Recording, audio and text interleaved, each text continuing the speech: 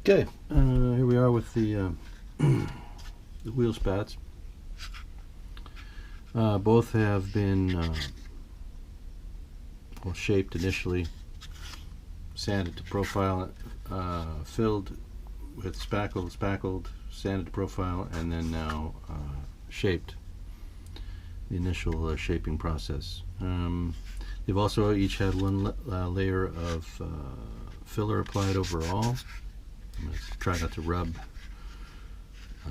this with my fingers as I did in one of the videos I was watching after I posted it, and it's kind of annoying, so I'll try not to do that.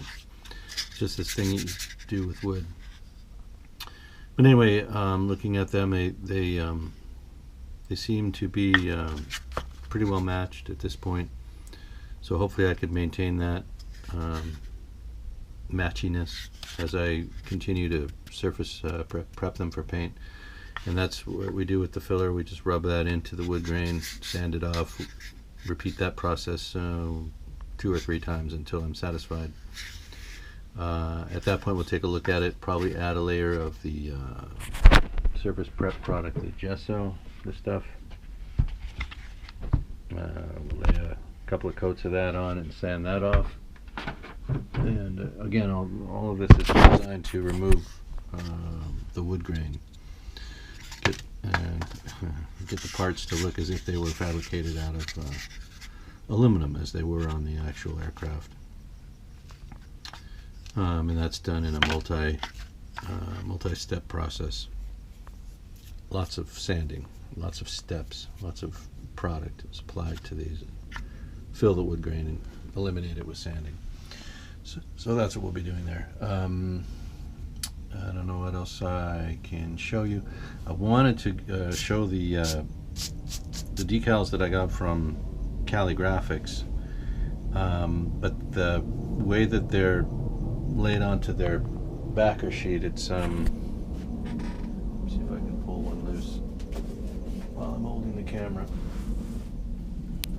Pull the sheets over here where you can see what I'm talking about. So anyway, here's the main sheet. There's a few other sheets there with some more markings. I'm going to try not to get any dust into the separation here. So there's the adhesive backer sheet, and then there's the protective covers, the faces, and I don't want to peel that off until I'm ready to apply these. But you can see how nice they are, sort of, I think, through that cover sheet. So I've got some deep red paint, and I've got my racing white set up for when we go to apply color to this airplane. But that should look pretty good. I don't know if this is a better look at there's the line head for the tail, the ones for the landing gear, the cowling decal there, the side stripe for the cowling, and then down the side of the airplane, Gilmore in red for the wing and for the 2 sides of the fuselage, the Lockheed emblem here in gold. So you can see the primary colors are, it's a 3-color primarily, gold, red, and black, and then the lion's head has a little bit of orange, I think, into it, brown orange. But there's the bulk of the decals. Right, and then I wasn't sure, again, if I was going to mock up the interior or just leave it, and I'm still batting it back and forth whether or not to put clear windows, acetate windows into it, or just use the Dumas decals and use those. I might just end up using that. I'm still batting that around in my head. I don't know how much time I'm going to have to commit to the project. I always tell myself, the first time through I want to make the build as simple as possible, and then as I think about whether I would do the aircraft again and knowing exactly how the build would go together, then I can focus more on scratch building and getting creative and all that. it's kind of, I don't know, it's the way I approach every build. I never know exactly how far I'm going to go in each one until I start getting into it, and thinking about the amount of time I might or might not have, and the willingness I may or may not have to do a lot of extra surgery on a kit, or just build it out to the exterior, to try to get that just the exterior of the airplane to look as clean and good as I can. This aircraft, with the wing and the fuselage and the way it was constructed, with that ultra clean smoothness of shape and finish, that was a Lockheed kind of a key aspect of this aircraft. That's how they designed it. It was slippery, and to replicate that, and try to get that smooth slipperiness and do a lot of surgery on the fuselage, are kind of counter to each other. That's one is working against the other there, and I'm thinking I'm thinking I'm going to go for that smooth finish, and to do that I'm going to have to really probably not do as much with the interior, at least not with the cabin. The cockpit I hope to at least flesh out as I typically do, make it look like a typical cockpit. So anyway, these are just thoughts, and I always try to include as much of the process that of what I'm thinking about as I'm building, as what I'm doing as I'm building, if that makes sense. This is the aspect of these models that's different from plastic kits. In a plastic kit, everything's laid out pretty much for you. You might have 2 or 3 options on which parts that are provided for you to use, and you also have an option of what you might want to create and scratch build and put in to a plastic kit. But the difference between that and actually fabricating the parts, building the fuselage instead of being provided with 2 halves of plastic that you just glue together. I'm not diminishing plastic kit modeling. I don't want people to think that I'm sitting here just bad mouthing one or any aspect of modeling. It's all, you're still involved and engaged in the creative aspects of it. But the difference is in that side of it, where you're actually creating the 3-dimensional object, and being given fewer finished parts to work with. In other words, I'm basically creating every aspect of the airplane here out of sticks and bits of wood, or whatever else I want to substitute for those things. And all of that, it takes more time, obviously. The process I'm doing in order to get a smooth finish here is time. What am I trying to say? It takes a lot of time. And those are things and steps and time that aren't taken by a plastic kit, where those pieces and parts are all provided. So again, I'm not 100% sure that I'm making sense. I'm trying to. But you can see, my work is not cut out for me. I have to cut it out piece by piece. And so when it comes down to internal detailing on this airplane, that's a whole lot of extra time that's going to be added on to what it's already going to take me to get that smooth, slippery finish on that 30-inch wing and on that fuselage and the tail structure. And there's the paint. Now this aircraft does not, for me, the paint. I'm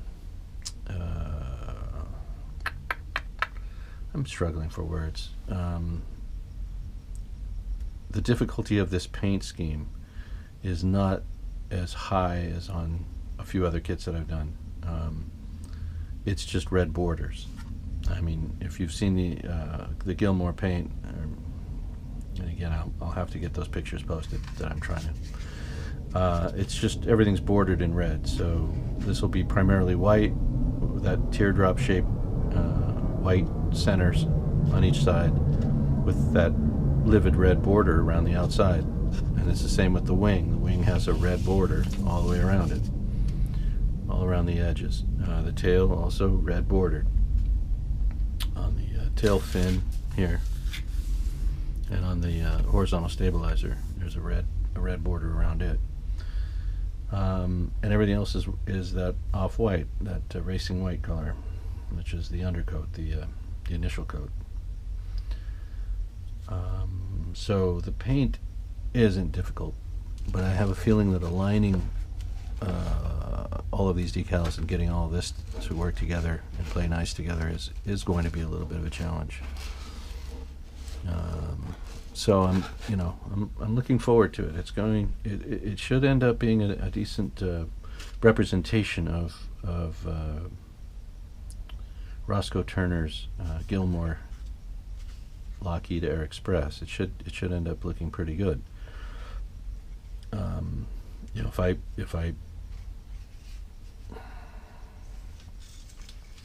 If I had my druthers, and if I were a better modeler, the way I'd lay this out is I'd have the interior furnished probably with 2 seats toward the front, a cage for the lion, for Gilmore the lion, and Gilmore riding in there, and our pilot at the controls here, and all of that furnished inside, with at least one of the doors operational, being able to open and close. That would be ideally the way I would want to finish this kit. And so you can see I'm kind of in the middle. I'm not ruling that out. I'm still debating with myself on how far I want to go with this. I'm not saying that it's going to have all those features in there, and I'm not saying that it will, and I'm not saying that it won't at this point. I'm still trying to iron that out. Okay, so that's the current right now, up to date as of right now, today, whatever day this is. When are we? Monday something. Monday, December something. This is where we are. It's a really beautiful airplane. It's an iconic airplane from the 30s. It was pivotal. It was the very beginning of Lockheed aircraft. This was their initial effort, the Lockheed Vega Air Express. This airframe was used as probably the basis of their first 4 or 5 aircraft. They eventually dropped the wing onto the top of the fuselage, cut out the center of the wing, and put the cockpit up here. That was the Lockheed Vega 5B, I think. It was the version that looked like the Winnie Mae. I think they flew that one around the world. Anyway, then they made a low-wing version, the Sirius, I think they called that one. Lindbergh used it to map airmail and commercial air routes across the United States. Actually used it for a lot of different things. So he had a lot of fun, I guess, he had flying that airplane. Said it was one of his favorites. They mounted them on floats, they mounted them on skis, they flew them around the world. This airplane went everywhere. Anyway, work continues. I'm going to be putting more filler onto these, get them smooth. I'm doing more infill here and thinking about the interior of the airplane, and again, we may or may not get to that. All right, later.